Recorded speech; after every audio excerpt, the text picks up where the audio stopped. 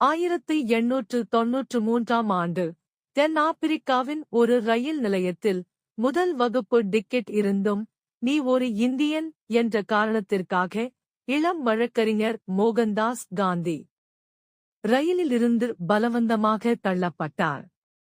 அந்த இரவு ஒரு மனிதன் விழவில்லை, ஒரு புதிய வரலாறு எழுந்தது.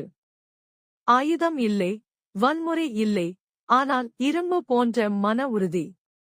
1930ஆம் ஆண்டு உப்புக்காக அவர் நடந்தார், ஆனால் இந்தியா முழுவதும் சுதந்திரத்தின் நடைபயணம் தொடங்கியது.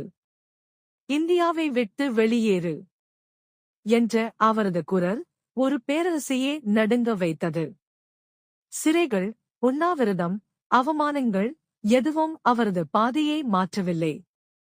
வயதான உடல், ஆனால் இளமையான தைரியம், அகிம்சை என்ற ஆயுதத்தால் இந்தியாவை விடுதலைக்கு